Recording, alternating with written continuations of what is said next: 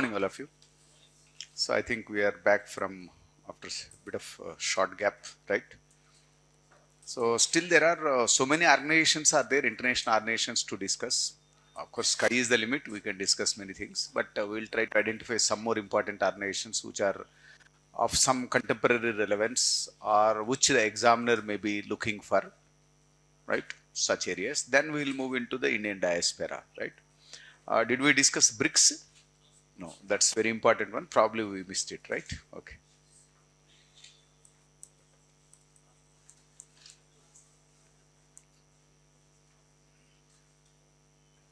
BRICS. This is basically an intergovernmental organization. To promote or to protect the interests of the emerging economies. Essentially, to promote and protect the interests of emerging economies at the global level.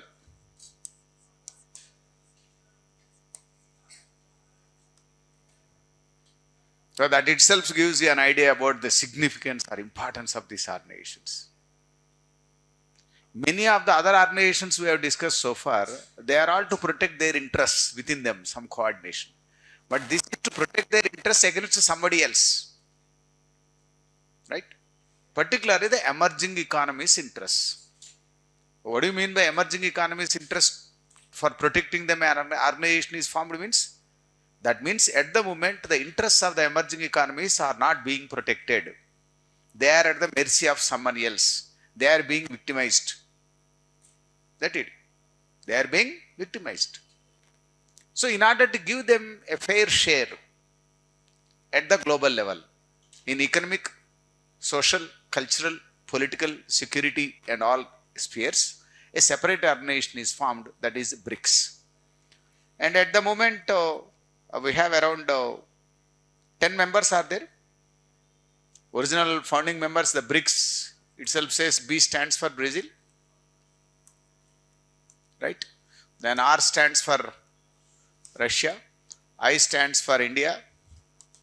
C stands for China.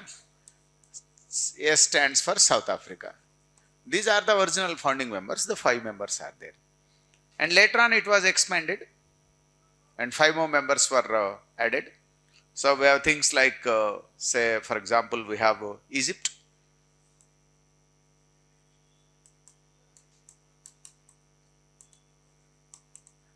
Ethiopia, Indonesia,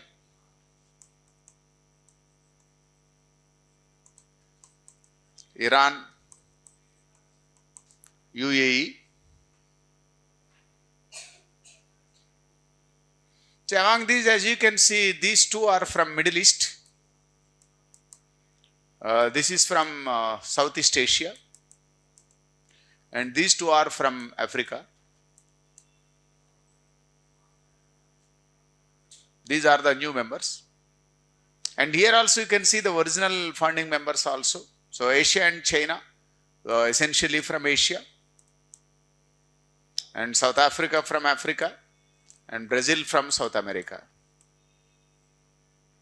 Of course, Russia from Eurasia, Europe or Asia, whatever it may be.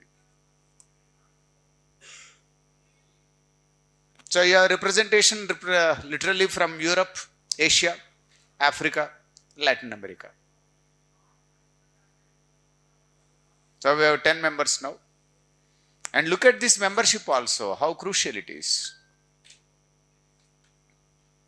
So now we have India, China, very big economies. So these are the ones which are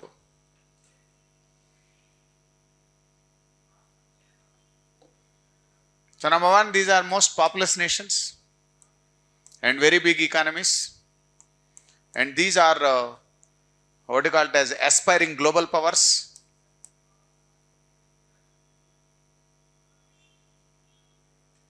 Just look at the composition, how important these countries are and who are they, that is what matters. See what they are doing, what are their objectives. Rather than that, first look at the members itself. Who are they? Number one, India and China. Who is this India and China? Number one and number two in terms of population at the global level. Then we have number two and number four at the level of what you call it as economy. Most populous nations and that means big economies. Number one, population. Number two, economy. And number three, these two are aspiring global powers. Already China has emerged onto the global stage and India is aspiring to emerge. That is in political context. Then what about Russia? This is basically, what is this? This is the heartland. It is heartland.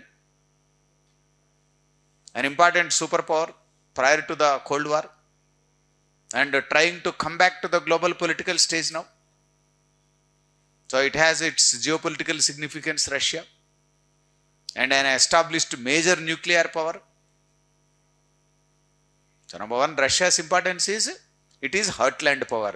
Geopolitically, strategically, very, very important. This we discussed at length regarding the heartland and its importance, significance, this, that, etc. And it was a global power, superpower once, and now trying to come back. And number three, a major nuclear power, a major military machine, military power. Then who else are there? Brazil, largest country in South America, largest economy in South America, most populous nation in South America. That means if we take Latin America, yes, Brazil is number one. So a representation from there. And what about South Africa? Most developed nation from the African continent. Out of all the economies of African continent, South Africa is the leading economy. Very well developed. That is the emerging economy from African continent. Brazil is the emerging economy from Latin American region. Then who else are there? We have Iran and UAE. Very important. These are two major powers of Middle East. Major powers of Middle East. Iran, one major economy, very big country. And it is a major military machine in the Middle East region. If you look into the Middle East area, this country is the one which is having the largest military defense. The largest, and it is also an aspiring nuclear power. It is an aspiring nuclear power or nuclear power in making, Iran, and a strong contender for regional supremacy. Strong contender for regional supremacy. And an oil-rich nation. And of course, UAE, another important oil-rich one. That is also a country which is modernizing its economy at a fast pace in the Middle East region. That is a country with the highest growth rates in the Middle East region, the United Arab Emirates, and an oil-rich nation. Then coming to the other one, arguably in the whole of the Southeast Asian region, Indonesia is the largest one, most populous one, largest economy, huge resources, and a third world country, emerging economy. Then these two, Egypt and Ethiopia. So Egypt from the Northern African section, that is also a big civilizational center. So these 10 members, all except Ethiopia, everybody has something to contribute and something to say. Very important in nature. 10-member group, solid group this is. All these are essentially emerging economies.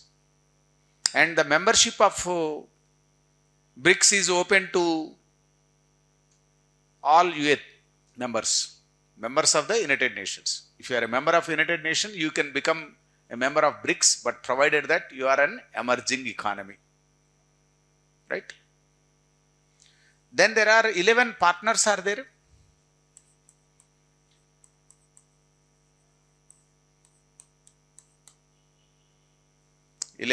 Partners. So these partners, their composition is quite diversified in nature. So we have people from different parts. Say for example, we have Algeria, that is from Africa. Then we have Belarus, from close to Russia, former Soviet Union member, from Europe. Then we have Cuba, from the South American, the Latin American region. Then we have Bolivia, also from Central America, Latin America. Then Kazakhstan, Central Asian region.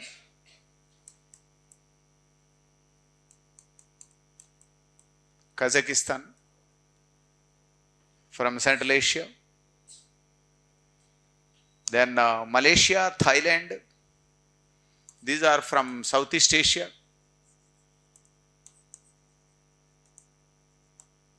Malaysia and Thailand from Southeast Asia. Then Nigeria, again from Africa here, an emerging economy of Africa, a major oil producing nation now, Nigeria. Then we have Turkey. Turkey is between Asia and Europe actually. So where do we put it?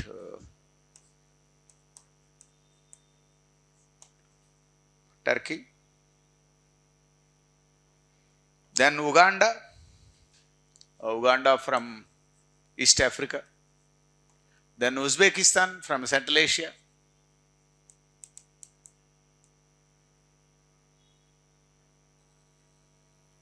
Then Vietnam from Southeast Asia.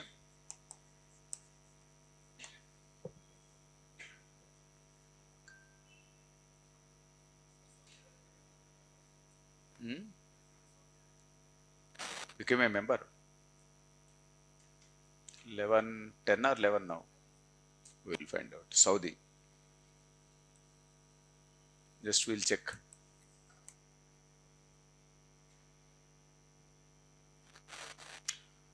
So this is all, these are all partners. This is as part of the BRICS Plus initiative. So through this initiative, BRICS is trying to expand its engagement. Though they have not become members, they are taken as partners, and there is a wider scope of engagement now. Wider scope for engagement for the BRICS as such.